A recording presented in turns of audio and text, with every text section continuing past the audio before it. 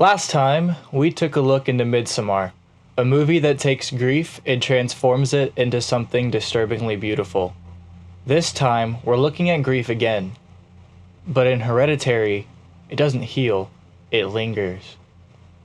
After the death of a relative, this family starts to fall apart. Not because of the death itself, though, but because of what she left behind.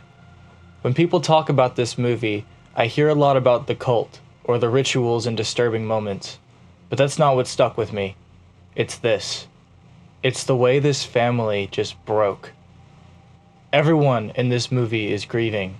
From Annie, who explodes, to Peter, who shuts down, and Joan, I expel you! who, well, she gets a bit too obsessed.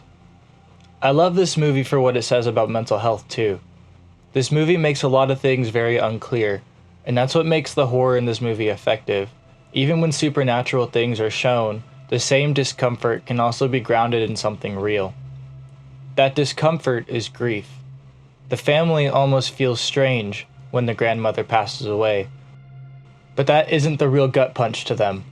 It's when Charlie gets brutally killed. Peter is left in the state of shock, and the scariest part of this movie to me were the screams that Annie made after finding Charlie. It is absolutely devastating. Everything after her death seems to just spiral. The family starts to point fingers at each other. Annie makes a small comment towards the beginning of the movie. She talks about several people in her family who very much needed help with mental health and didn't get it, which led to lots of trauma within the family. Another big thing that this movie just brushed over was Annie literally trying to kill Peter at one point. Even though she was just sleepwalking, a detail like that seems so specific for it to really be nothing at all. And I think that ties into the real victim of this movie, Peter. That one detail just adds to how he views his mom. He is terrified of her, but he is also different than her. Annie is more of a loud character, especially as she gets more and more unstable throughout the movie, whereas Peter is more quiet and introverted. Peter is the victim here, though. He never understands what's happening other than, my mom is freaking insane. He gets smashed into a table at school by some otherworldly force. He's blamed for his sister's extremely violent death, and before the events of the movie take place, him and his mother's relationship still wasn't solid. I don't think Annie hated her son. Even during the supernatural stuff,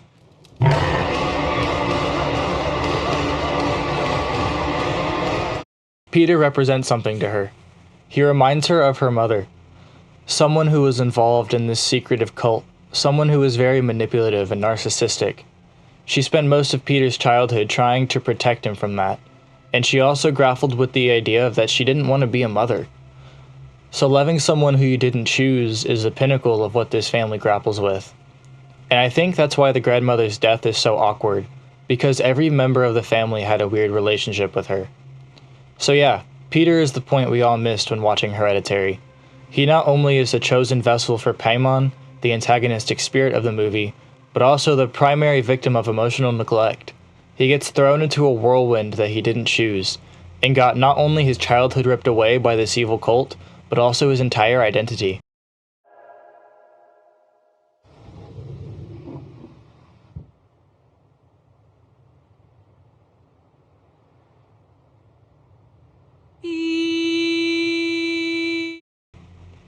Another thing that's absolutely wild about this movie is it was directed by the same guy who directed last episode's movie, Midsommar.